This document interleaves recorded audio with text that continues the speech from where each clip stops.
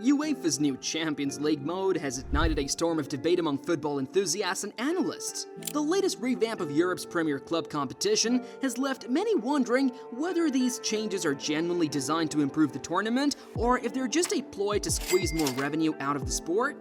As the 2024-25 season approaches, we'll break down the dramatic shift in format, explore its potential impacts, and question whether this overall is a step forward or merely a crash grab. So, let's get started. To truly understand the significance of these changes, we need to take a quick trip down memory lane. The UEFA Champions League, as we know it today, was born in 1992. It was a rebranding of the European Cup, which had been running since 1955. The tournament has seen several format changes over the years, each designed to make it more competitive and lucrative. In its early days, the European Cup was a straight knockout competition featuring only the champions of each European league. The Champions League currently features 32 teams divided into 8 groups of 4. Each team plays 6 group stage matches, home and away against the other 3 teams in their group. The top 2 teams from each group advance to the knockout stages, while the third-placed teams drop down to the Europa League. The knockout stages consist of the round of 16, quarterfinals, semifinals, and the final. All knockout ties except the final are played over 2 legs, with the away goals rule no longer in effect as of 2021. This format has provided us with countless memorable moments, from dramatic group stage escapes to stunning comebacks in the knockout rounds. However, UEFA believes it's time for a change. Starting from the 2024-25 season, the Champions League will undergo a significant overhaul. The competition will expand from 32 to 36 teams, adding 4 more participants to the mix. Instead of the traditional 8 groups of 4 teams, all 36 clubs will be placed into a single league table. Each team will play 8 matches during the league phase, 4 at home and 4 away against 8 different opponents. To ensure a balanced competition, teams will be divided into 4 seeding pots based on their coefficient rankings, creating a diverse range of opponents. The top 8 teams from the league phase will automatically advance to the round of 16. Teams finishing between 9th and 24th will compete in a playoff round to secure the remaining 8 spots in the knockout stages. Despite these changes, the format of the round of 16 and beyond will remain consistent with the current system. These changes are set to increase the number of matches from 125 to 189 in the Champions League proper, a significant boost in terms of content and potential revenue. For the biggest clubs, this new format could be a goldmine. More matches mean more revenue from ticket sales, merchandise, and TV rights.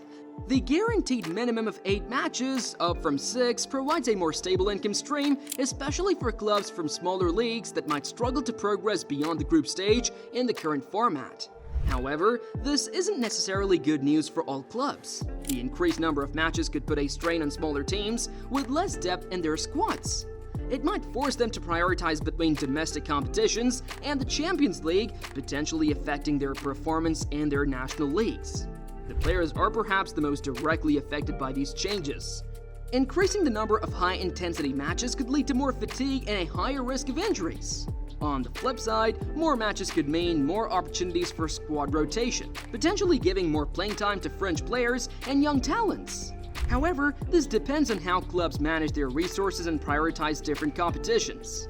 The new format offers a mixed bag of pros and cons for football fans. On one hand, there is the excitement of more matches, more varied matchups, and potentially more drama. However, there is a risk of overkill. With so many matches, each individual game might lose some of its significance. The current group stage already faces criticism for having too many predictable matches, and this new format might exacerbate that problem. There is also the question of cost. More matches could mean higher season ticket prices and more expensive TV packages, potentially pricing out some fans. From UEFA's perspective, the financial benefits are clear. More matches mean more content to sell to broadcasters and more opportunities for sponsorship deals. UEFA projects a revenue increase of around 33% with this new format. For clubs, especially those consistently qualifying for the Champions League, this could lead to a significant boost in income. However, it might also increase the financial disparity between the top clubs and the rest, potentially affecting competitive balance across European football. One of UEFA's stated goals with this new format is to increase competitiveness. By having all 36 teams in one league, there is potential for more varied matchups and perhaps more opportunities for upsets. However, critics argue that this format could actually decrease competitiveness in the long run. If the same top clubs consistently earn more money from this expanded Champions League, it could make it even harder for other teams to break into this elite group. There is concern that the expanded Champions League could overshadow domestic competitions. With more European matches to play, top clubs might be forced to field weekend teams in domestic league games, potentially affecting the integrity and appeal of national championships. The new Champions League format brings several potential benefits to the table. Firstly, it introduces an increased variety of opponents, enhancing the excitement and unpredictability of the tournament. With teams facing different opponents in each match of the league phase, fans can expect to see a more diverse range of matchups. This change promises to keep the competition fresh and engaging throughout the season. The elimination of the traditional group stage creates higher stakes for each match.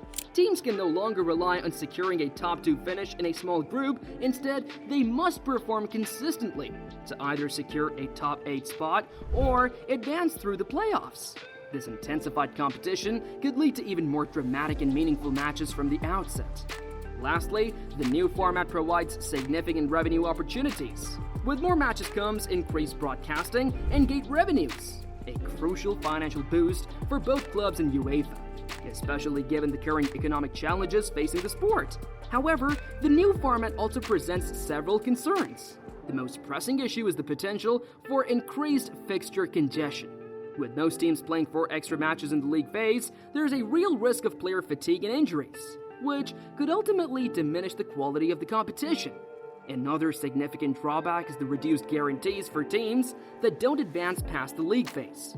These clubs will no longer have the opportunity to compete in the Europa League or Conference League, potentially resulting in significant financial losses. This change could particularly impact smaller clubs that have traditionally benefited from additional European competition. Football analysts are divided, with some praising the increased competitiveness and financial opportunities for smaller clubs. Many club executives, particularly from larger clubs, have welcomed the changes. Andrea Agnelli, former chairman of Juventus and the European Club Association, called it a historic decision for football.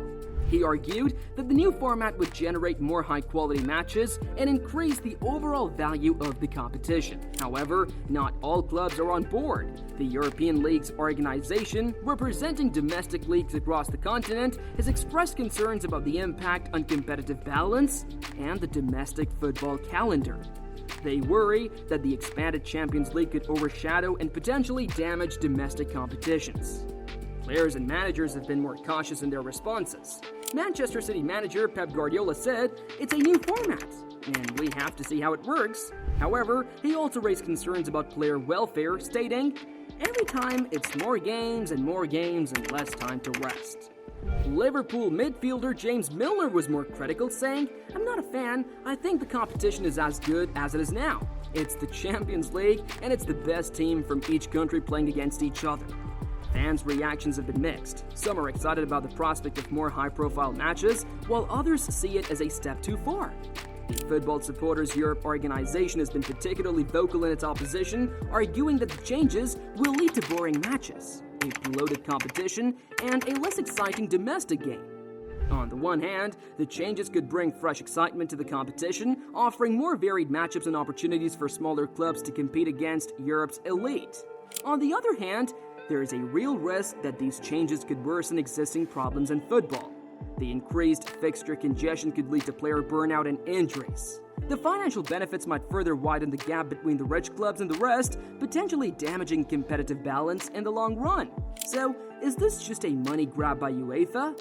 While it's clear that financial considerations played a significant role in these changes, it would be oversimplistic to dismiss the new format as purely a cash grab.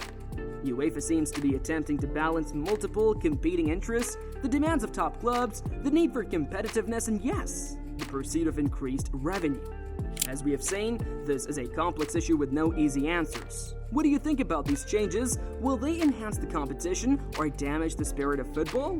Let us know in the comments below, and if you found this video informative, please give it a thumbs up and consider subscribing to our channel for more in-depth analysis of the biggest issues in football. Until next time.